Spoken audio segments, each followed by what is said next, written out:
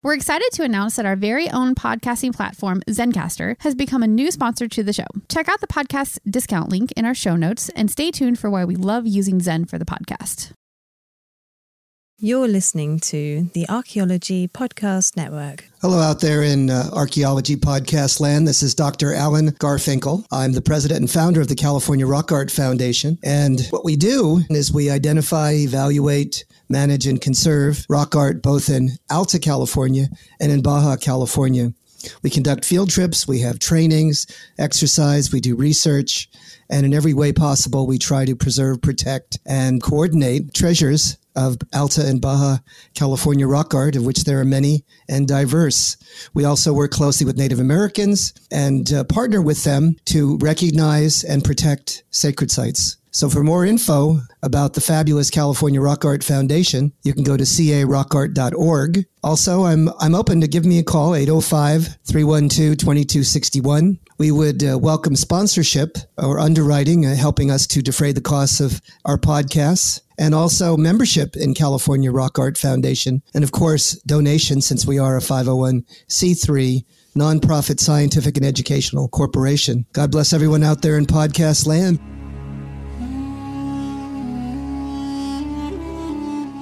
You're listening to the Rock Art Podcast. Join us every week for fascinating tales of rock art, adventure, and archaeology. Find our contact info in the show notes and send us your suggestions.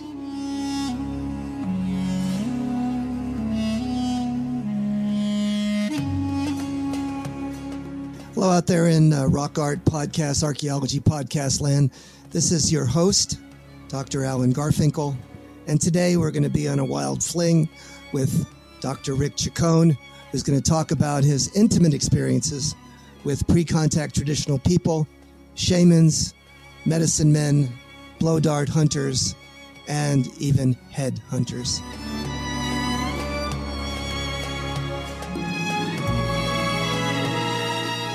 Well, hello out there in Archaeology Podcast land. This is Dr. Alan Garfinkel, and we're in the 44th episode of the Rock Art Podcast. So welcome all listeners. And we have a remarkable and very special guest scholar to grace our humble show today. And his name is Dr. Richard Chacon. He's professor of anthropology at the Winthrop University. For those who don't know where that is, it's in Rock Hill, South Carolina.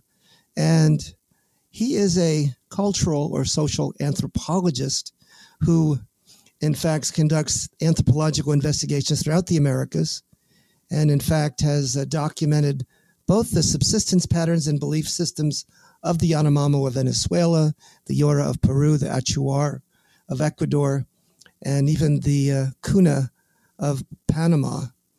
And he's talked about the Otavalo and the Cotacachi Indians of Highland Ecuador, and even dabbled in the Haida of British Columbia. So throughout the Americas, he has had the blessing of intimately connecting with the native people. Rick, are you there? I am here. Well, again, it's just a pleasure and an honor to have you on our show. And I guess the way we kick this off usually in the first segment is, tell us a bit about yourself and how you got involved with the study of indigenous peoples, anthropology, both the perspective of their religion and the subsistence base as well. And all in 17 minutes, of course. well, Alan, I have to start by thanking you for the invitation. It's an honor to be here. And while you asked the question, what got me into this, basically, and boy, where do I start? I guess my earliest memory of being interested in Indians was as a child growing up in Costa Rica. I'm of Costa Rican heritage. Both my parents were born in Costa Rica. And I remember as a kid, just playing around in the dirt, I would find potsherds of, pre-Columbian artifacts. And I always used to wonder, who made these things? Who made these things? And the Indians in Costa Rica, their chiefdom level societies were pretty, decimated with the arrival of the Spaniards. You still have some groups that maintain fairly traditional lifestyles in the border areas with Panama, but you don't have independent powerful groups active in Costa Rica. And so I was always wondering, where did these people go and who are they? And it used to pain me that I couldn't speak to the makers of these potsherds. And then eventually, as an undergrad, I came across, Intro to Cultural Anthropology classes, and I was exposed to Napoleon Chagnon's films on the Yanomamo. And it blew me away that, no, you still have Indians living fairly traditionally in remote parts of the Americas. And so, because I used to say to myself, gosh, I was born too late. I was born too late. But no, I wasn't born too late. You still had native groups in remote areas of the world, like i.e. the Amazon, that were living fairly traditionally. And so it started as a child when I would find potsherds, and I just never grew up, so to speak. So you remained obsessed with your childish obsessions. Oh, listen, during spring break, my friends would go to party. I would go to anthropology libraries. Wow. And comb through black and white photos taken by people like Harrington and Kroeber, big California Indian people. Sure, and I'm glad you asked this because this is a very powerful story, at least for me. I remember one spring break, I was in a museum which is in Arroyo Seco area of Pasadena. I think it's closed down, in California Indian Museum. And there was this black and white photo, and the caption read something along the lines of 4 Cahuilla Indian boys practicing with their bows and arrows in what is today Palm Springs, California. And the photo was taken, say, early 1900s, probably by somebody like a Harrington or somebody, but it was early 1900s in what is today Palm Springs, California, 4 Cahuilla Indian boys. And again, that feeling hit me. Gosh, I was born too late, because if you go to Palm Springs now, you're not going to find Cahuilla Indians playing with bows and arrows. You find Indian casinos, but you're not going to find Cahuilla Indians with bows and arrows. And I used to say, oh my gosh, I was just born too late. But when I first got to the Amazon, and the first group that I worked with was the Yora, and as soon as I arrived, I had my camera ready, and one of the first images I see are 4 Indian boys practicing with their bows and arrows, and I got a shot of that. And that picture sits in my office right now, so I was not born too late. I was born right at the right time. So your particular niche as an anthropologist is in what particular areas? How did you come by that particular specialization? Well, I was trained in optimal foraging theory, a very quantitative approach, selectional thinking, powered or informed by what's known as selectional thinking. Optimal foraging theory is part of human behavioral ecology, so it's very quantitative and it's very scientific, quote unquote. But I realized that if I'm going to understand the behavior that I'm seeing in the Amazon, I have to take beliefs into account. I have to. Now, I'm not saying optimal foraging theory is not enough, but it certainly is a good starting point. But if you want a broader picture, you have to include beliefs. And I found out the following. As I said, my approach is very quantitative. I time when the Indians go out to hunt, when they leave for hunting, when they come back, so I have the exact amount of hours hunting, and then I weigh everything so I can calculate kilograms per hunting hour, all very scientific. And of course, optimum foraging theory makes predictions about prey choice, that native peoples will always go for higher ranked prey items over lower ranked prey items. And the ranking is done in terms of energy efficiency, all very scientific, all very fine. Until one day, we were coming back from a blowgun hunt, and with my dear friend Saka, good blowgun hunting friend of mine, and there was this woolly monkey. He was so low on the canopy that even I could have hit it with a blowgun. And I'm a klutz in the jungle, I'll have you know. And he looked at this perfectly good and edible woolly monkey, and he said, "Yeah, let's go." I'm like, what? And then when he got back to the village, I asked him, well, pray tell, why did you pass on that monkey? And he says, well, don't you know the state that my wife is in? And I go, well, what do you mean? What does that have to do with you passing up a perfectly viable, high-ranked prey item? I didn't say in those terms, but right. Why did you pass up on this monkey, which is perfectly edible? And I know your family's hungry. And then he explained, well, you see, my wife is about to give birth. And if I were to kill that monkey, my wife's child would be stillborn. What? How is that the case? Well, the child would be born with the umbilical cord wrapped around its neck. Now, this made perfect sense to me only because I had been with them on many hunts and I know how they transport monkeys back from the forest. These folks don't have backpacks. They don't have any kind of carrying cases. When they kill an animal, especially a monkey, they tie it into a compact ball. They take all the arms, the legs, the tail, and they wrap it very, very tightly around its neck so that you have this compact ball. So that's how you transport a hunted monkey. So if they were to transport a harvested monkey from the forest, the monkey's neck is all tied up with, arms and legs. It's all very constricted. And so they believe the same thing will happen to their child if their wives are about to give birth. That was not factored into any kind of optimal foraging theory. Now, does that mean I trash optimal foraging theory? No. I still think optimal foraging theory is the best predictor for prey choice, but it's not 100%. There are very important tweaks that need to be made to it. And it makes for a very interesting research. So the point of this long story is to understand hunting. Yes, scientific theories are very important, but you have to understand beliefs. They impact people greatly. So it sounds like that there's a particular religious precept or a cosmological element which relates to homeopathic medicine. Or magic, excuse me, not medicine, but magic. Am I correct or no?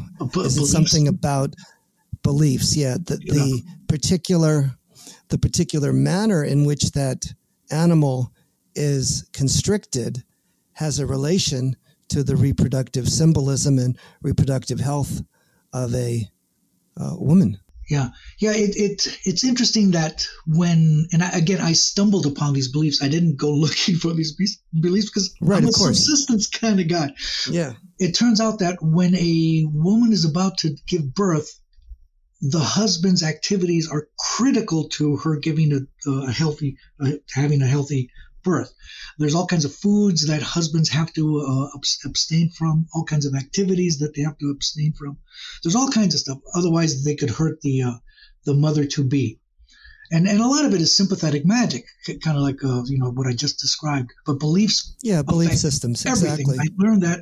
I learned very quickly. For example, I would always try to schedule things the day before because, for example, if I go on a fishing trip, the gear that I take is very different than the gear that I take when I go on a hunting trip. And I have to know ahead of time because the men will not wait for me. They have families to feed, so they take off at first light. And if I'm not there, boom, they're gone. So the night before, I would ask somebody, like, say, a friend named Kaisar, what are you doing tomorrow? And he would say, I'm going hunting. Oh, can I go with you? Sure. So I would show up to his hut early with my hunting gear. And he said, no, let's go fishing. Why? I dreamt poorly. What do you mean you dreamt poorly? It turns out there are all of these dreams which serve as portents, and you don't dismiss these dreams. And so now there's yet another layer that I have to add on if I want to understand hunting data, hunting behavior, dreams. So it makes for a very interesting research, but you cannot simply, if you really want a true and holistic understanding of native hunting practices, if you only focus on calorics and energy, as important as those things are, you're going to miss a lot. And I learned that. Boy, I learned that. But it makes it all the more interesting.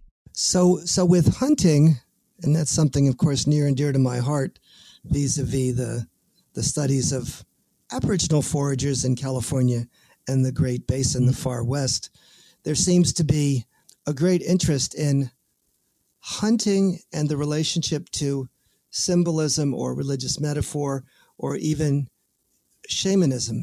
Did you find that in your actual anthropological field work? Yes. I took meticulous notes on what they hunted and the harvest rates and what they were killing. And so I knew that certain species were frequently harvested by the blowgun hunters. And by the way, these were subsistence hunters. They were not involved in the bushmeat trade at all. Everything was for internal consumption. It's very rare to be able to do that in this day and age, but I was very fortunate.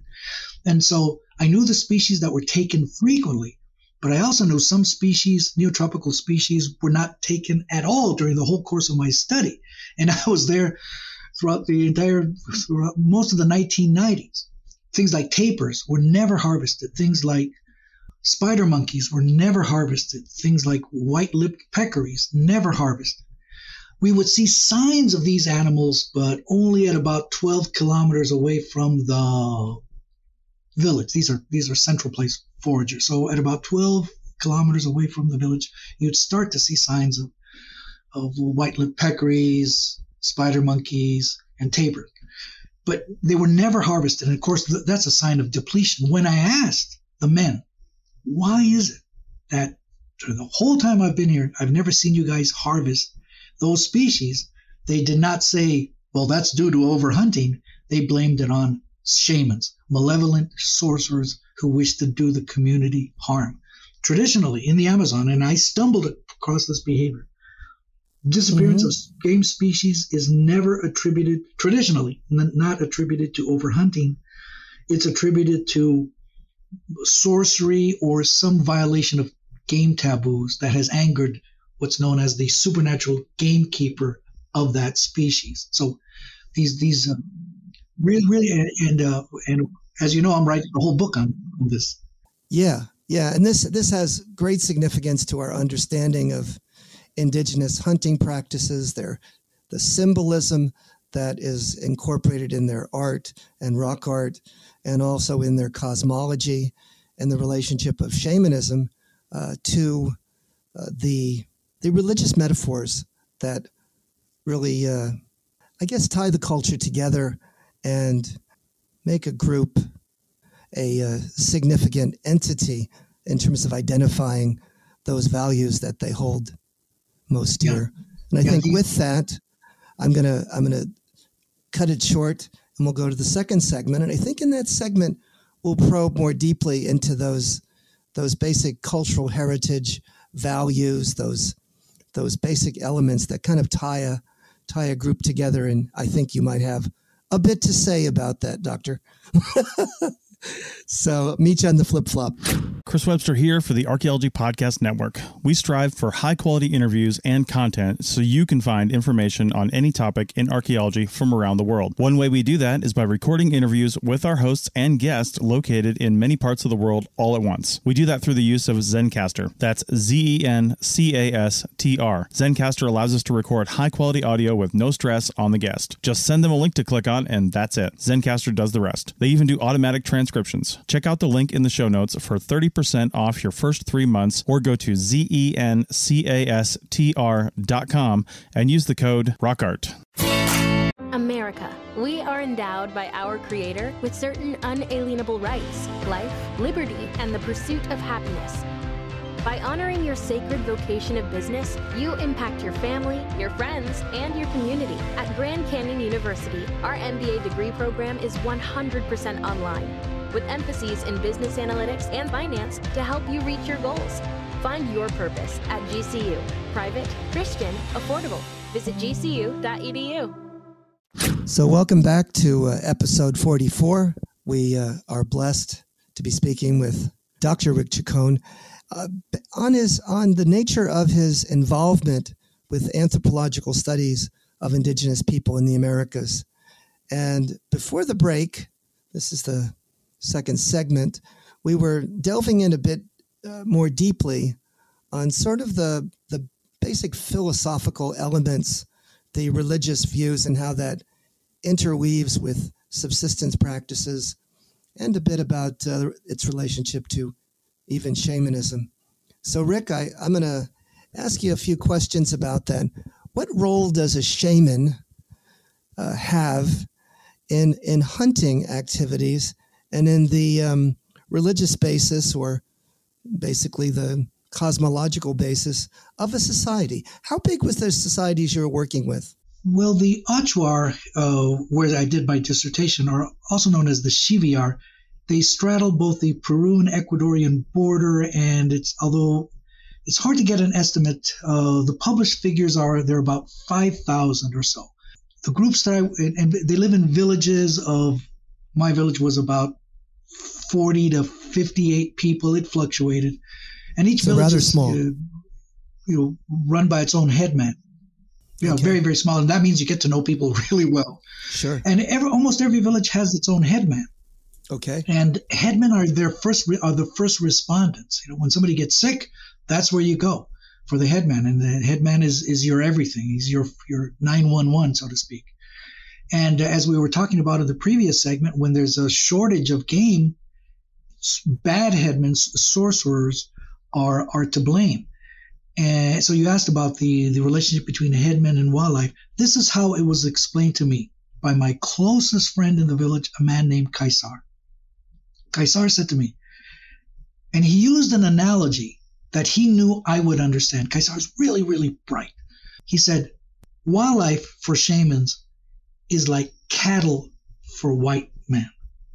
A white man can move cattle from one pasture to another at will, can he not? Yes. So it is with a sorcerer, a shaman who wishes to do a community harm. By way of magical chance, a shaman can cause all the wildlife of an area, or selected forms of wildlife from an area, and he can move them away from a community that he wishes to do harm to.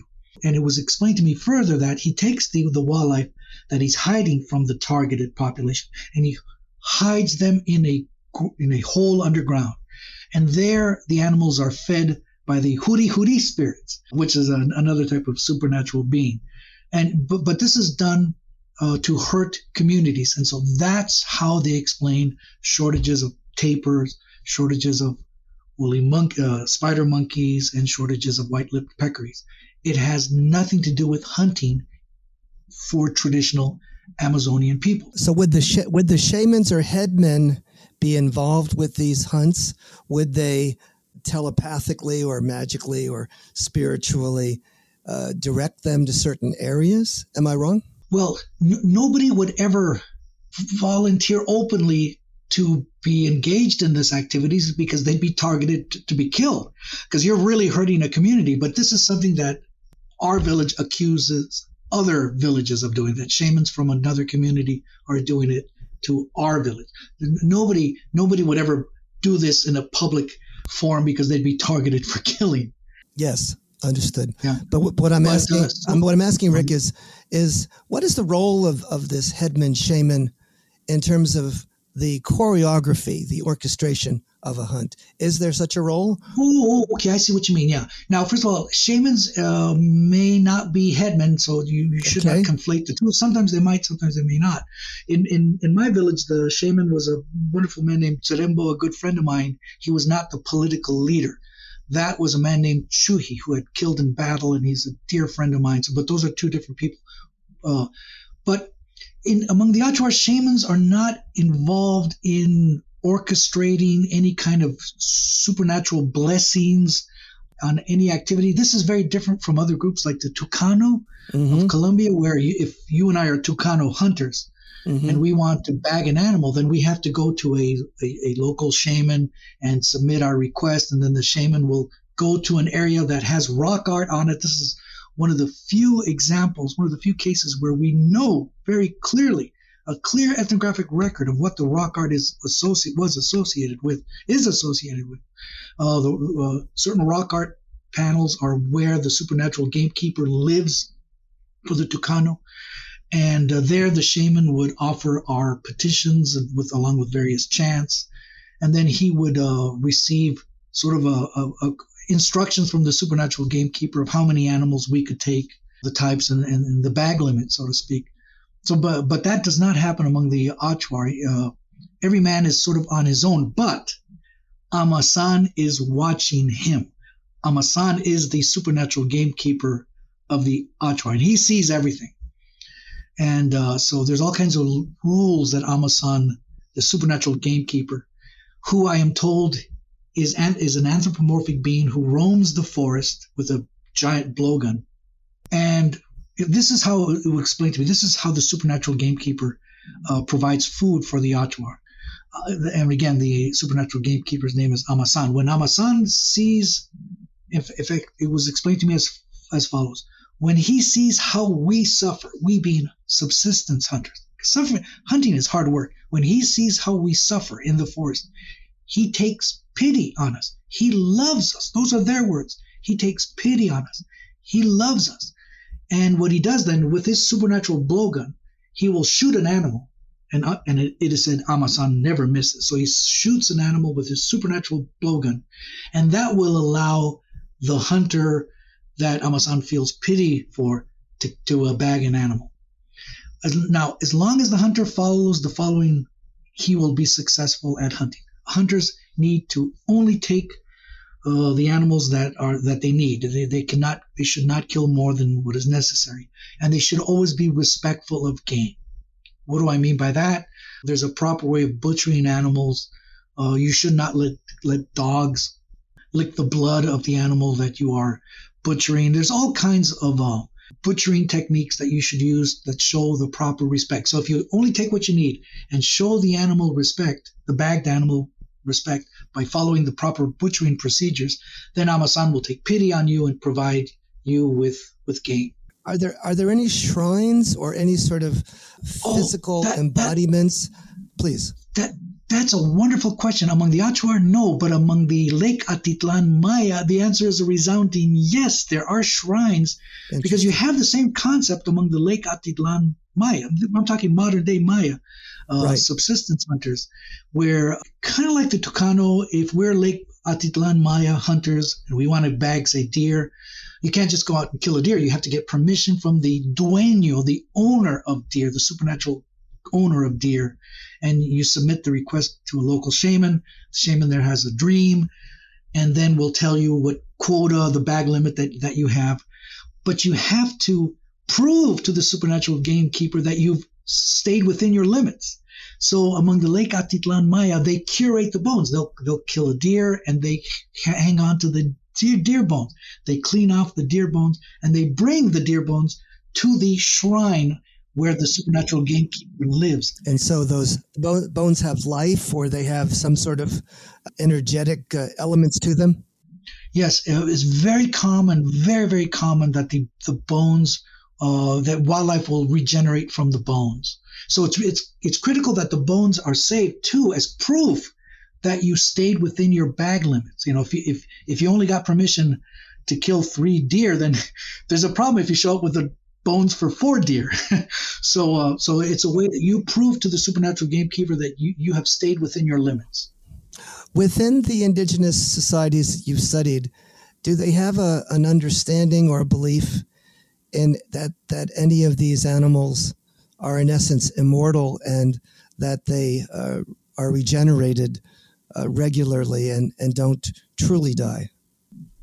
That belief is exceedingly common in the boreal forest groups, that these animals are constantly reincarnated. In other words, as long as the bones are returned, say salmon bones are returned to the lake, or in some cases burned, depending on the group, that the bones will naturally regenerate. And so there's no way traditionally to cause a species to become extinct, because the bones, as long as you dispose of the bones properly, they will automatically regenerate. So it doesn't matter if you kill 10 beaver or 1,000 beaver, as long as the bones are properly disposed of.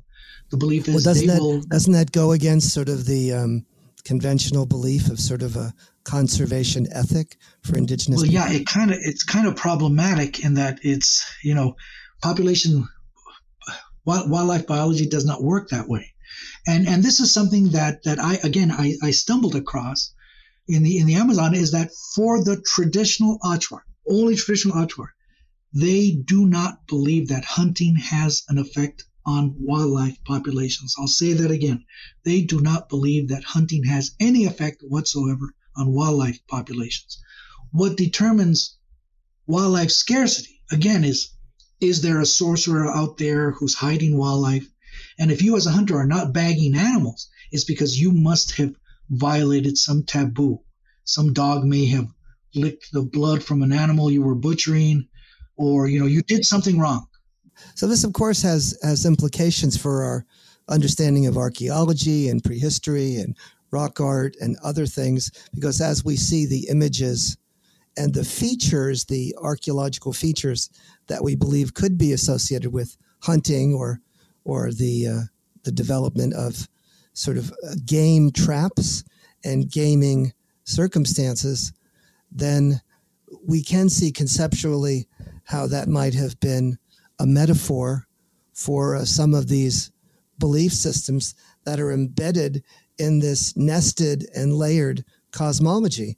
Am I correct? Alan, you just hit upon something that's really important, and I'm glad I'm speaking to archaeology types out there. Is that, for example, remember how he said there's proper ways of butchering animals and all this that you have to follow, that you or your wife, the women provide most of the cooking and the butchering of these games. So your wife has to be on board as to how to process game properly, or you're out of luck as a hunter. It was explained to me that animals that reside in trees, things like monkeys and birds, those bones are never to be given to dogs to chew on. That's horrible. You cannot do that. So what do you do with those bones? The proper way of disposing them, you throw them in a river. That will make Amasan happy. Well, if you're going through, you're an archaeologist, going through a trash bin, a food bin in the Amazon, you're not in an area that has those kinds of beliefs. Guess what? You're not going to find bones of all kinds of species, like certain types of monkeys and certain types of birds. And the mistake would be to think, well, those species were not consumed. No. It's just that they had simple bone disposal practices. Do you see the importance of understanding these beliefs? That's fascinating. It really is. It's huge. This is huge. Absolutely and huge. I owe my. So this is why this shows you the value of these interdisciplinary approaches, because we can learn from each other. Absolutely. What other little twists of fate and insights and wisdom might you have for the archaeologists and those people that are maybe trying to understand symbolism and cosmology and shamanism and how those different levels of understanding might work in native societies from your firsthand experience, Doctor? Oh, well, it's just everything. It affects everything. For example, there was this, moving one's home is huge amounts of work. Huge, because you can't get a U-Haul and move stuff. You have to physically transport everything. And this one man set up a new hut, and that means a new garden and everything just across the river. So as far as amount of meters, it's not a big deal. But he has to take all of his personal belongings and ferry them across the river, and they just have one dugout canoe. And then you have to build the darn hut, and that takes huge amounts of work.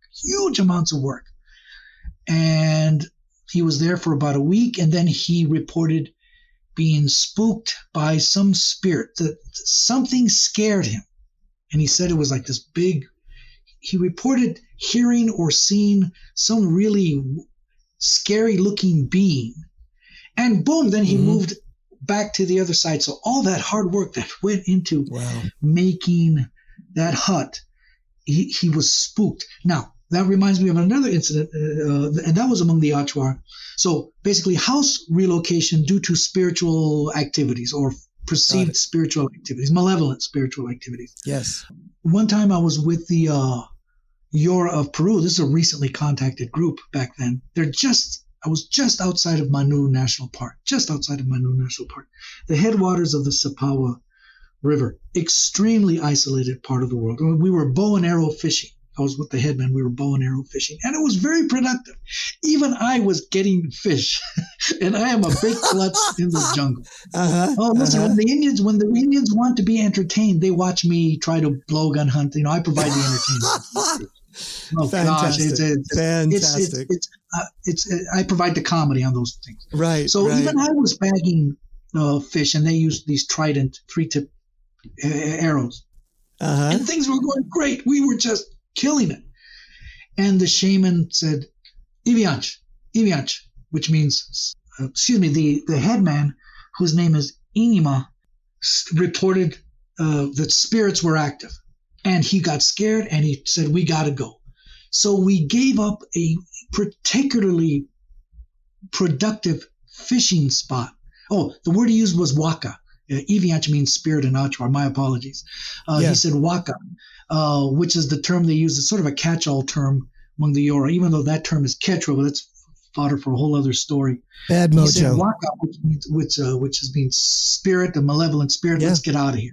So it killed me because I thought, this is a very productive environment. I mean, optimal foraging theory says you don't move from this until the environment, ceases to be productive. Well, again, it doesn't take into account spirit activity or perceived malevolent spirit activity. So needless to say, it is the spiritual, the supernatural, and some would say the religious or cosmological metaphor that trumps some of the rational decision making that would appear to be more logical to sort of the Western construct. Well, this is what I would say. And again, if you look at, and again, I'm a human behavioral ecologist, so my bias is towards selectional thinking. I think optimal foraging theory provides the best predictor for prey choice. Absolutely. But there are these nagging beliefs that throw monkey wrenches into this situation, like the couple that I just shared with you now. Exactly. Well, I think we're going to cut this short. We've got one more segment to go, and in that segment, I want you to focus on, I would say, some of the most interesting discoveries or epiphanies and elements from your career that you think would be of value to someone studying the symbolism and the religious metaphors that might be embodied in the study of rock art. And I'll catch you on the flip-flop, gang. Bye-bye. Okay, sounds good. Chicken tacos should only be trusted to chicken professionals. That's where we come in. Introducing Zaxby's new chicken finger tacos. One comes with pico de gallo and creamy chipotle ranch. And the other comes with bacon, lettuce, tomato, and avocado ranch. Chicken experts since 1990. Chicken taco experts since now. Order yours today in the Zax Rewards app. Woo, saucy! Zaxby's. Well, hello out there in podcast land. This is Dr. Alan Garfinkel Gold with our guest scholar, Professor Dr. Richard Chacon.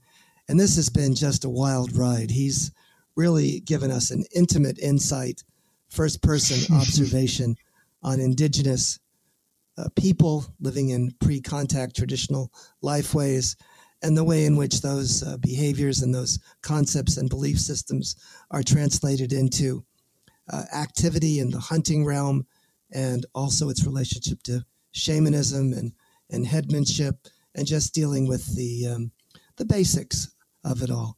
So, Rick, I'm going to challenge you in this last segment.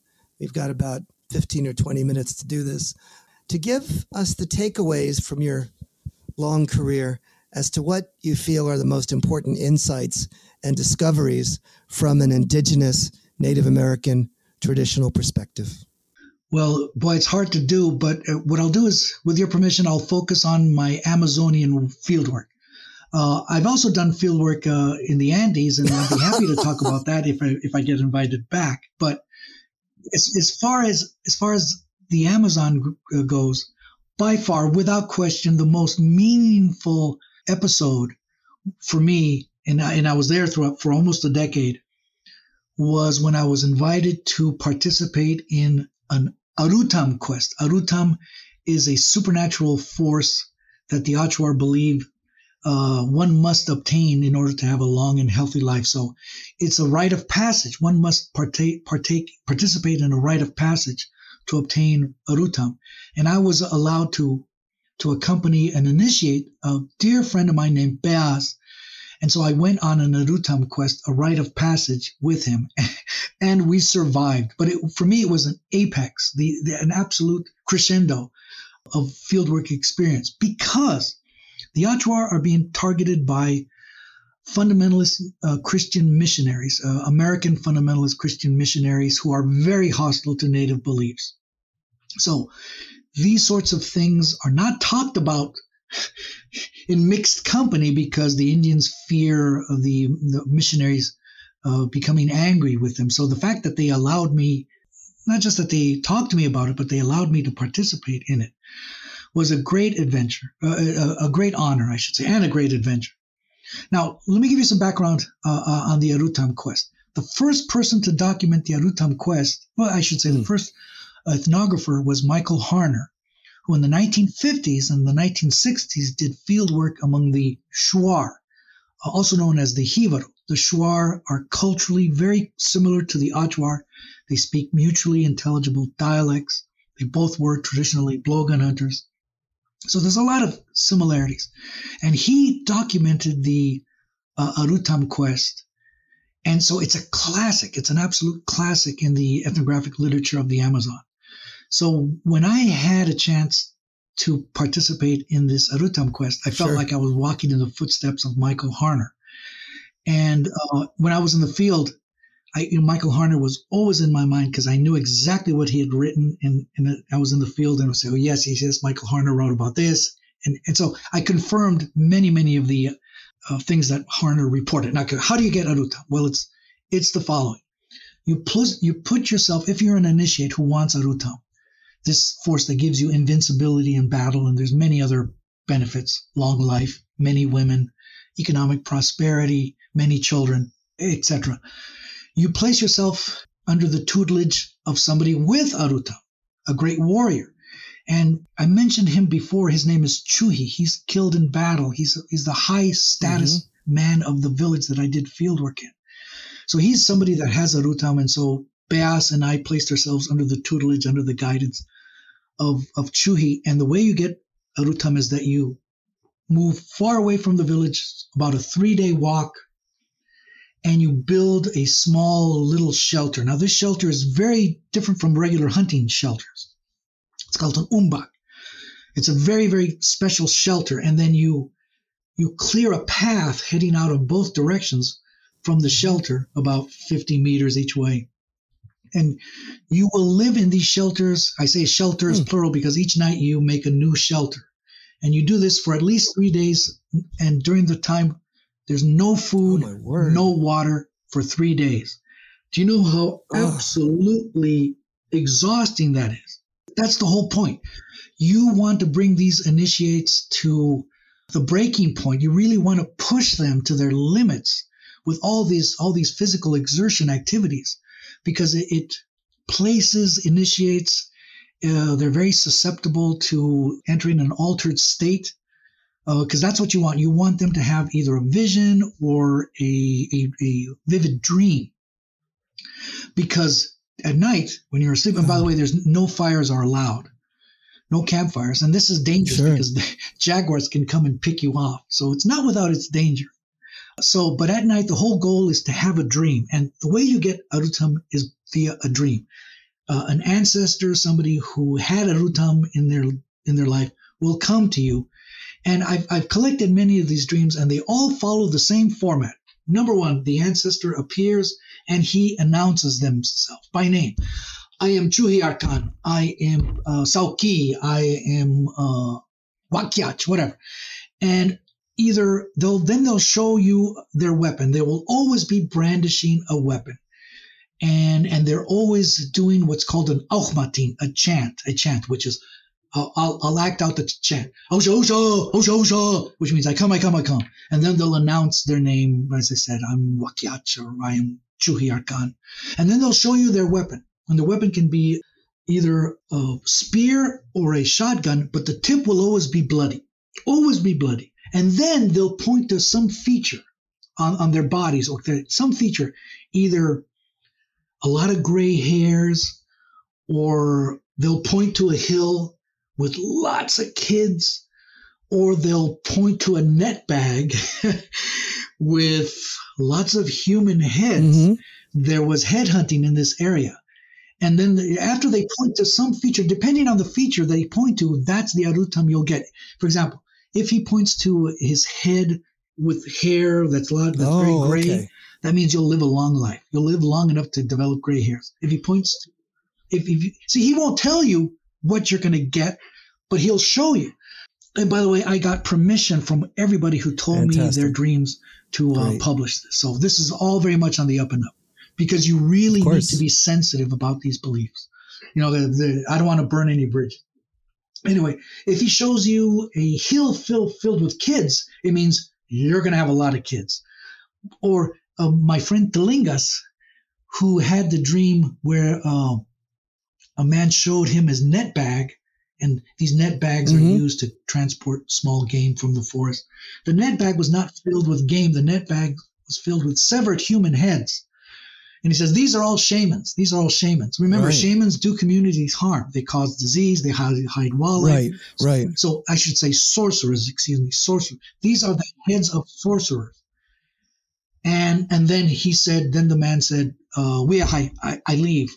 And Telingas woke up, my friend who had this dream woke up, and he was elated. He was just so happy because he received the highest form of arutam.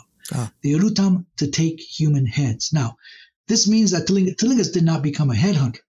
By the way, the Achuar were usually subjected to headhunting of their neighbors. The Shuar conducted headhunting raids on them, but nevertheless, he obtained the power to headhunt. And that meant for him, well, to make a long story short, he has 12 kids, and he attributes his long life and the incredible fact that he's never lost a child to that dream. So these are the wonderful benefits that you achieve. So the $1 million question here, Doctor, what did you experience, and what was your aruta? Well, Chuhi says in the middle of the night, I was, they do allow you to in the umbak, he said I was sleeping on my back, and he said that I had my hands up in the air, my feet up in the air, and that I looked like, have you ever seen how sloths get from point A to point B? Mm-hmm. Remember they climb a tree? He said I looked like a sloth. So I guess there we go. I got the arutam of a sloth. But I can tell the arutam that people like Peas got. But more important than that, the effect that it has on people. The effect that it has on people. I can tell you, when you come back from that ordeal, because it is one of the most toughest things I've been through in my life. And Peas, my fellow initiate, said, and I quote, I've suffered much in my life, but never anything like this. When an Amazon Indian tells you that, you know he's been through hell and back. But the treatment we received, the Peas and myself received when we came back to the village, was very, very different in the sense that we were afforded great respect because we had survived. We had participated in the ritual, and we survived. I don't mind telling you, both of us were afraid. And I thought to myself before it started, the night before, I'll tell you this story. The night before we were to take off, Peas comes over to my hut. And by the way, I didn't tell you my Achuar name, did I? No, you didn't. My Achuar name is Tsere, which means, I'll tell you why they called me Tsere. I used to sport a beard. Okay. And the Achuar don't have much body hair. They detest body hair. So if they have a little bit, they'll pluck it out. So they find body hair detestable. So I show up and I have so much hair, I look like a monkey. So they call me Tsere, which means white-faced monkey. I tell my students that's Dr. White-Faced Monkey. Dr. White-Faced Monkey. That's Dr. White-Faced Monkey to you all, I tell my students. Anyway, love it. So Peas comes to my hut and he says, Tsere, this is the night before we take off on the arutam quest. He says, Tsere, I'm scared.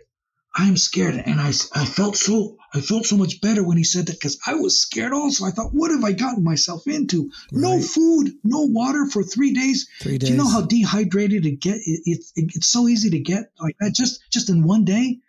And I'm thinking, was this wise? And what if I get sick? I can't get air evacuated out. There's no roads. There's nothing. So he says, Tsere, I'm scared. And I go, so am I. But, and we something happened very magical that night. I said to him, and I meant this. I said, Peas, I promise you, if you faint in the jungle, I don't care where it is, I will drag you back to the village. I will not let you die in the forest. I promise you, I will drag you back to the village. And he said, Tsere, I'll do the same. And we shook on it. And there was a moment of solidarity there. And that changed everything because I knew he had my back and I had his. And we survived. And I got to tell you, I trust Beas now more than I trust many of my blood relatives because it's like surviving boot camp, you know. I've never been in the military, but I hear boot camp is pretty nasty. Well, we kind of went through a 3-day boot camp. We went through hell and back, but we had each other's back. And I knew something more than if I hurt myself. Boot camp. Yeah. You went through a supernatural experience.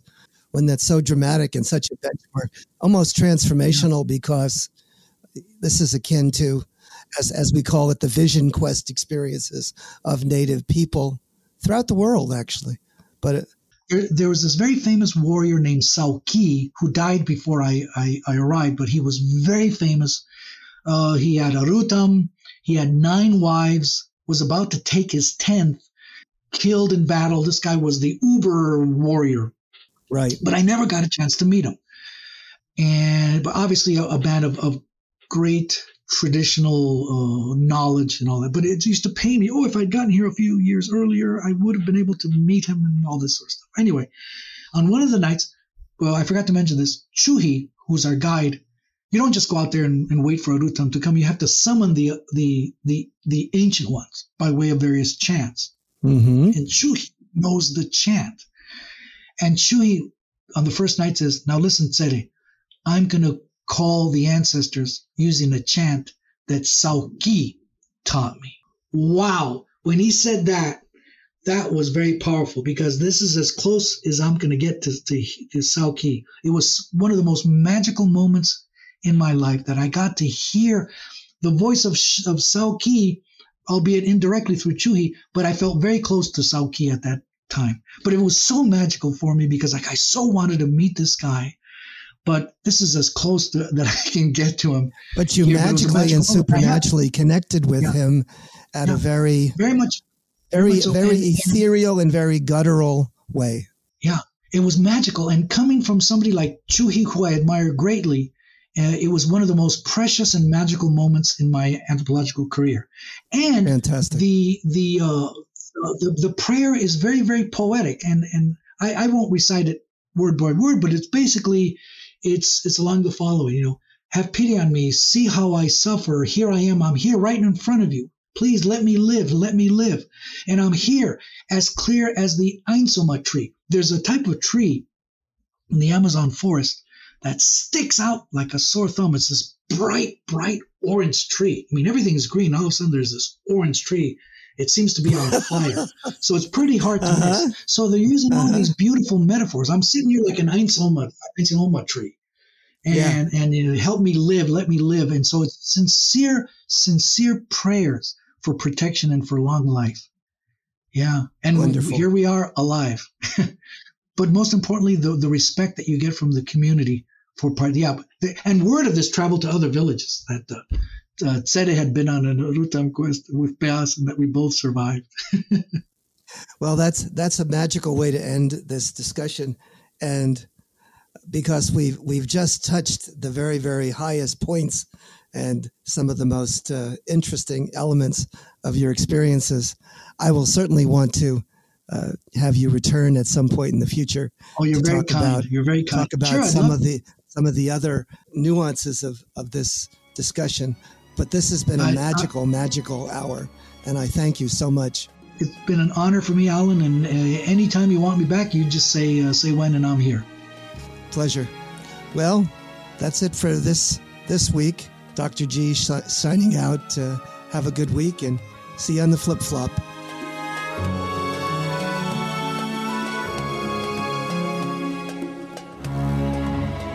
Thanks for listening to the Rock Art Podcast with Dr. Alan Garfinkel and Chris Webster. You can find this podcast on the educational podcast app Lyceum, Lyceum, and wherever you find podcasts. Find show notes and contact information at www.archpodnet.com/rockart. Thanks for listening, and thanks for sharing this podcast with your family and friends.